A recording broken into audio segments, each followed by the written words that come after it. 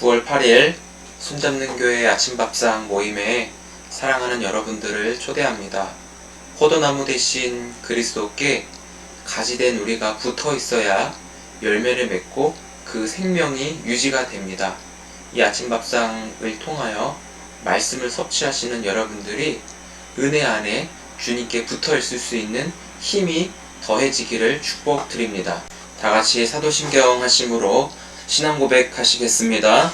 전능하사 천지를 만드신 하나님 아버지를 내가 믿사오며 그 외아들 우리 주 예수 그리스도를 믿사오니 이는 성령으로 잉태하사 동정녀 마리아에게 나시고 본디오 빌라도에게 고난을 받으사 십자가에 못 박혀 죽으시고 장사한 지 사흘 만에 죽은 자 가운데서 다시 살아나시며 하늘에 오르사 전능하신 하나님 우편에 앉아 계시다가 저리로서 산자와 죽은 자를 심판하러 오시리라.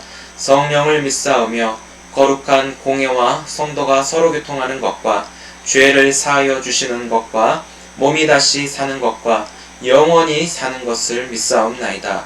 아멘. 찬송가 549장 내 주여 뜻대로 찬송드리겠습니다.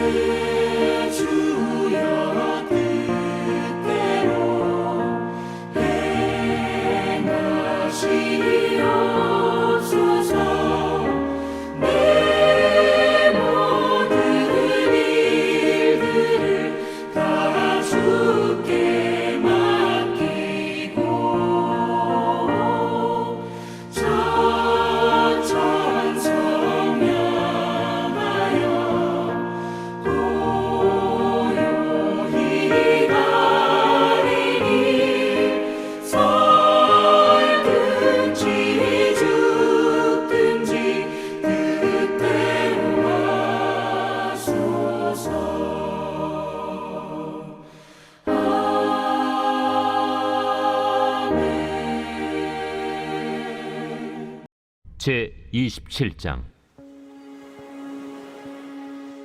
우리가 배를 타고 이달리아에 가기로 작정되매 바울과 다른 죄수 몇 사람을 아구스도대의 백부장 율리오란 사람에게 맡기니 아시아 해변 각처로 가려 하는 아드라무테노 배에 우리가 올라 항해할세 마게도냐의 데살로니가 사람 아리스다고도 함께하니라.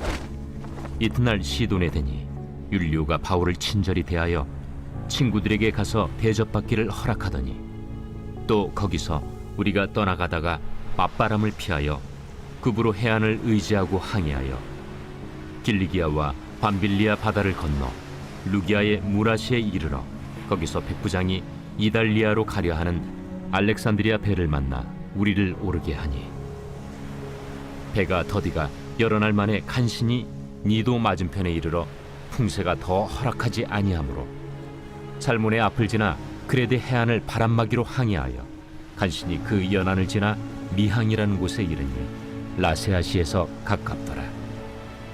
여러 날이 걸려 금식하는 절기가 이미 지났으므로 항해하기가 위태한지라 바울이 그들을 권하여 말하되 여러분이여, 내가 보니 이번 항해가 하물과 배만 아니라 우리 생명에도 타격과 많은 손해를 끼치리라. 백부장이 선장과 선주의 말을 바울의 말보다 더 믿더라. 할렐루야. 오늘도 주님 안에서 평안하시고 성령 충만하시기를 주님의 이름으로 축복을 드립니다. 오늘은 좀 자리를 바꾸어 보았습니다. 괜찮죠? 여러분들에게 질문 한 가지 드려보겠습니다. 여러분들은 하나님의 뜻 가운데 사는 것을 원하십니까? 아니면 내 마음대로 사는 것을 더 추구하십니까? 우리가 예수 믿기 이전에는 다른 사람들이 나한테 뭐라고 할 때 좀 내버려 둬, 내 마음이야, 좀 신경 좀 쓰지 좀 마 나한테, 이러면서 상대방을 굉장히 무안하게 한 적도 있었죠. 그리고 주변에서도 이런 말을 하는 사람들을 많이 들었습니다. 그런데 예수를 믿고 나서 똑같이 다른 사람들에게 내 맘이야, 진짜 막 이러면서 얘기를 할 때 말은 하지만 말하는 사람의 마음은 굉장히 불편합니다. 그 불편한 마음을 어떻게 확인할 수 있는지 아십니까? 하나님께서 그 사람을 바라보시고 그 말씀을 들을 때 하나님의 마음이 그 사람에게 전해지는 것이죠. 그런데 하나님의 마음을 받을 때 받는 사람의 마음이 얼마나 불편한가를 이런 말하는 사람들은 알 수가 있어요. 왜냐하면 그 불편함이 하나님 보실 때는 저 사람 아니거든요. 내 마음이야, 그렇게 말하는 사람은 하나님 보실 때 하나님의 기쁨이 없는 거예요. 안타까운 하나님의 마음이 그 사람에게 전해지기 때문에 그렇습니다. 저는 여러분과 말씀을 나누면서 종종 이런 말씀을 드리죠. 육아는 축복이라고. 힘들지만 왜 육아가 축복이라고 말씀드릴 수 있는 것은 하나님의 마음을 가르쳐주지 않아도 생생하게 느낄 수 있기 때문입니다. 아이의 모습 속에서 나, 고성현이라고 하는 사람들을 비추어서 생각해 보면 내가 이랬구나. 하나님 앞에서 나란 존재는 아무것도 아니구나. 그냥 저절로 고백이 되더라고요. 아이가 하는 행동 하나하나에 영적인 어린아이가 만약에 저라고 했을 때 진짜 할 수 있는 게 아무것도 없다라는 것을 아이의 모습 속에 보여주는 거죠. 아이가 할 수 있는 것이라고는 떼쓰고 울고 그냥 주는 대로 받아 먹고, 요즘은 좀 크니까 안 먹는 거는 막 거부도 하더라고요. 아무튼 간에 자기가 먹고 싶은 거 먹고, 또 더러우면은 그때 이렇게 씻어주기도 하고, 그러면서 아이는 부모에게 자신을 맡기는 거죠. 지난번에도 말씀드렸죠. 아이하고 세발 자전거를 타고 동네를 산책하는데 아이는 의지가 없어요. 그런데도 아빠랑 같이 자전거를 타고 동네 한 바퀴를 다녀오니까 그렇게 좋아하는 거예요. 아빠 어디가? 아빠 어디가? 이런 말 하지 않고 말하는 그런 아빠를 100% 신뢰하는 거예요. 그러면서 배운 것이 그 나를 인도하는 사람을 전적으로 믿으면, 나를 이끌어주는 사람을 놓지 않으면 나에게 평안이 있고 즐거움이 있고 만족이 있다라는 것을 아이를 통해 배우게 되는 것이죠. 근데 이걸 성경을 읽어보니까 성경도 동일하게 그 육아와 그 아빠와 자녀와의 그 관계를 육아 속에서 너무 생생하게 느껴지는 거예요. 성경이 맞아요. 그래서 우리가 그런 관계 속에서 이런 하나님께 고백을 할 수 있는 것이죠. 찬송을 하나님께 드릴 수가 있는데 저를 한번 좀 따라해 보실까요? 하나님이 옳습니다. 하나님이 맞습니다. 제가 하나님의 선하심을 온전히 따르는 겸손함을 빼앗기지 않도록 도와주옵소서. 이런 기도도 우선시 되어야 합니다. 그래서 오늘 하루도 우리가 살아가면서 기도하실 때 하나님의 선하심에 온전히 따를 수 있도록 겸손함을 빼앗기지 않게 하소서. 우리가 머리가 커가면서 자꾸 하나님의 뜻과 내 처한 현실을 너무나 많이 비교해요. 그래서 내 머리로 하나님의 뜻을 밀어넣으려고 하고, 경험도 없고 지식도 없는 우리이지만 그냥 머리가 커지는 것만으로도 하나님에 대해서 신뢰를 점점 잃어버리게 되고, 어떻게든 내 이해 관계를 활용하여서 하나님 앞에 합리화시키려고, 하나님을 오히려 설득하려고 하는 그런 교만함이 우리에게 있다라는 것이죠. 우리는 이것을 과감하게 포기하고, 아까 드려진 기도처럼 하나님의 선하심, 하나님의 이끄심을 온전히 따를 수 있는 겸손함 빼앗기지 않게 하소서. 왜 빼앗기지 않게 하소서 이렇게 했냐면, 하나님이 우리에게 주셨거든요.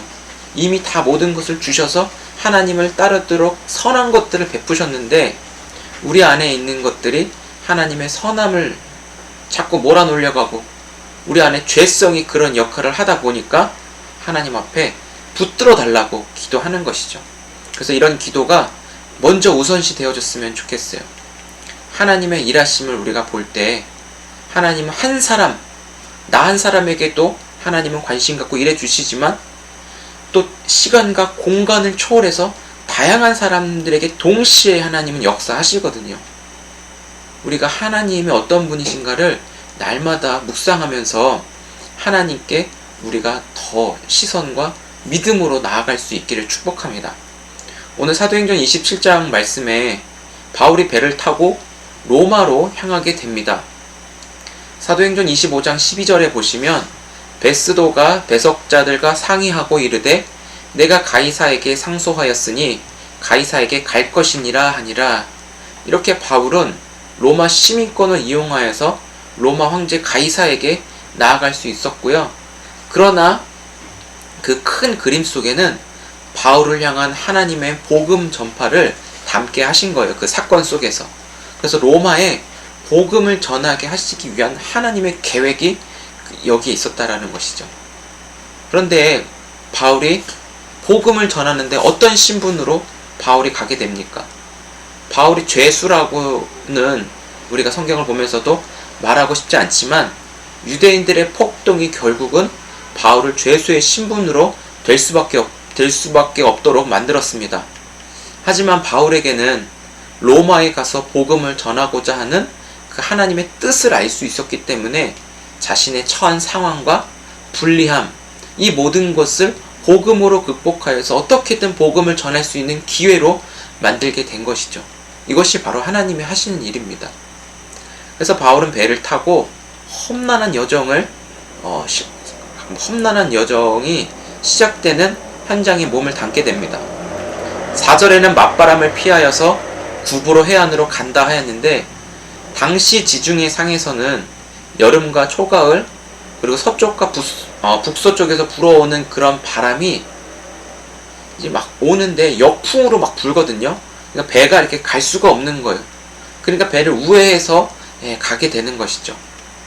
근데 이 폭풍이, 바울이 가는데 하나님을 의지하고 신뢰한다고 해도 그런 폭풍을 만나는 건 어쩔 수가 없어요. 근데 이 폭풍이 사람의 생명까지도 위협해주는 그런 바람입니다. 대부분의 사람들은 죄수로 끌려가는 것도 억울한데 왜 하필 나에게 이런 폭풍우를 만나게 하는 거야? 그냥 물에 빠져 죽게 생겼구만. 그런 사람들의 마음가짐이 대부분이거든요. 그러나 바울은 이런 위태로운 상황 속에서 바울은 바라보는 이 시야와 관점이 달랐던 거예요. 배에 탄 모든 사람들의 생명에 관심이 있었습니다. 이 생명을 어떻게든 살려야 되죠. 그래서 뒤에 가서 보시겠지만 위로해주고 그 따뜻한 말로, 그리고 그리스도의 복음으로 사람들을 다독거리려고 아마 거기서 했던 것 같아요. 그러나 10절을 한번 보실까요? 바울이 어떻게 얘기했는지. 생명에 관심 있는 그 바울이 10절에 보시면 이렇게 말합니다. 여러분, 내가 보니 이번 항해가 하물과 배만 아니라 우리 생명에도 타격과 많은 손해를 끼치리라 하되, 그러니까 우리가 서로의 그런 생명을 지켜야 한다라고 하는 바울의 권면이 있었지만, 사람들은 바울의 말보다는 배를 모는 선장과 선주의 말을 더 듣게 되면서 말씀이 맞춰지게 돼요. 바울의 말은 죄수에 불과하기 때문에 거기서는 귀담아 듣지 않게 되는 것이죠. 오히려 그 풍랑을 헤쳐가도 그 풍랑을 어떻게 이겨낼 수 있는 그런 경험도 있었지 않을까 생각하면서 선장의 말을 더 신뢰하는 이 세상 사람들의 모습을 볼 수 있습니다. 예수님도 베드로에게 깊은 곳에 가서 그물을 내리라고 하지 않았습니까? 그러나 실질적으로 그 베드로가 갈릴리 호수의 지형도 예수님보다 더 잘할 것이고, 그러나 베드로는 자신의 그 경험과 자신의 그 지식을 의지하지 않고 말씀하신 예수님을 전적으로 믿고 신뢰하면서 예수님의 말씀대로 그물을 내렸을 때 그물이 고기가 찢어지는 듯한 그 경험을 하였잖아요. 여기서 우리가 배울 수 있는 것이죠. 아무리 경험이 많고 현장에 그 뛰어난 적응력이 있다 할지라도 모든 것을 통치하시고 만왕의 왕 되신 하나님의 말씀에 모든 것을 내어드릴 수 있고 전적으로 하나님의 말씀을 붙잡을 수 있는 자가 진정한 승리자라는 것을 우리에게 알려주십니다. 사랑하는 성도 여러분, 우리는 현실에 처한 상황도 잘 살펴보아야 합니다. 상식적으로 대처할 수 있는 능력도 필요해요. 그렇지만 더 중요한 것은 보이지 않지만 살아서 역사하시는 하나님의 뜻이 무엇인가 우리는 알 수 있어야 됩니다. 그 뜻을 알 수 있는 것은 여러분, 첫 번째는 항상 하나님과의 교제 속에 주님께 여쭤봐야 되는 것이죠. 두 번째는 그 상황 속에서 하나님의 사랑과 영혼을 향한 사랑, 생명을 살리고자 하는 그 마음이 있는가, 여기에 다 포함이 되어 있는 거예요. 하나님의 뜻은 생명 살리는 것에 가장 우선적인 하나님의 마음이 있는 것이죠. 아까도 말씀드린 대로 세상 사람들이라 불리는 저 죄수들과 죄수들을 이끄는 백부장, 지도자들은 풍랑에 갇혀 배에 그 전문가들에게 조문을 구하였습니다. 전문가들을 의지했어요. 그렇지만 하나님의 사람 바울을 통해 하나님을 의지하였으면 어땠을까? 그러나 이 백부장들과 사람들은 바울의 말을 속된 말로 다 씹었습니다. 그러나 우리에게는 하나님이 가장 가까이 계시고 절대로 하나님의 사람들을 내버려 두지 않는다라고 하는 그 약속, 관계의 축복을 우리가 잊지 않으셨으면 좋겠습니다. 하나님께서 자신을 통하여, 바울 자신을 통하여 로마의 복음이 전해져야 함은 바울이 알았기 때문에 이 풍랑 속에서 자신의 생명이 끝난다라고 바울은 생각하지 않았습니다. 반드시 하나님은 이 풍랑을 뚫고 지나가게 하셔서 로마로 이끄실 것에 대한 확신과 믿음이 환경을 이겨내게 하셨습니다. 그래서 죄수의 신분임에도 불구하고 사람들에게 권면하고 생명에 관하여서 주의하자, 우리 같이 힘써보자, 그런 말을 하게 되는 것이죠. 그래서 환경에 지배받지 않고 하나님의 뜻을 깨달아서 우리는 겸손하게 주님이 일하심을 인정하고 주님을 따라가는 우리 모두가 되었으면 좋겠습니다. 사랑하는 성도 여러분, 오늘 하루를 살아가시면서 우리의 유일한 선장 예수 그리스도밖에 없습니다. 선장이신 예수 그리스도 안에 거하여야 우리가 풍랑을 만나도 그 풍랑을 헤쳐갈 수 있습니다. 그동안 우리가 살아왔던 인생의 항해를 한번 되짚어 보시기 바랍니다. 오늘 여기까지 인도하신 하나님은 코로나로 인하여서 여러가지 어려움 속에 있다 할지라도 하나님 자체이신 예수 그리스도가 완전한 길이 되시고 생명의 길이 되셨기에 생명이신 주님과 함께 걸어갈 때 우리는 평생의 선하심과 인자하심으로 우리를 이끌어 주실 줄 믿습니다. 오늘 다윗의 고백, 여호와는 나의 목자이시니 내게 부족함이 없으리로다, 그 고백이 저와 여러분들의 고백으로 주님을 붙잡을 수 있기를 축복합니다. 남들이 보지 못하는 하나님을 오늘 이 아침 밥상을 통하여 하나님을 보게 하시며 우리 인생의 항해에는 주님의 손 안에서 우리가 인도함을 받고 있다라는 이 귀한 말씀을 기억하시면서 여러분과 제가 주님의 손을 놓지 않는 복된 하루로 승리하시기를 축복드립니다. 기도하겠습니다. 하나님 아버지, 감사합니다. 우리의 인생은 주님의 손에 있기에 주님의 손을 붙잡고 주님과 함께 동행할 때 거친 파도가 잔잔해지는 역사도 경험하게 될 줄 믿습니다. 손잡는 교회로 주님 세우셨으니 우리 손잡는 교회 모든 가족들이 먼저 주님의 손을 붙잡을 수 있는 믿음을 날마다 거하여 주옵소서. 환경에, 상황에 하나님 우리의 마음이 너무나 치우칠 때가 많습니다. 주님, 그런 우리를 불쌍히 여겨주시고 치우치지 않고 오직 예수 그리스도 당신께 우리의 마음이 고정될 수 있도록 붙드심의 은혜도 허락하여 주옵소서. 하나님은 선하십니다. 하나님은 옳으십니다. 하나님이 맞습니다. 그러니 겸손하게 하나님의 선하심을 쫓아가도록 우리의 마음이 빼앗기지 않도록 인도하여 주옵소서.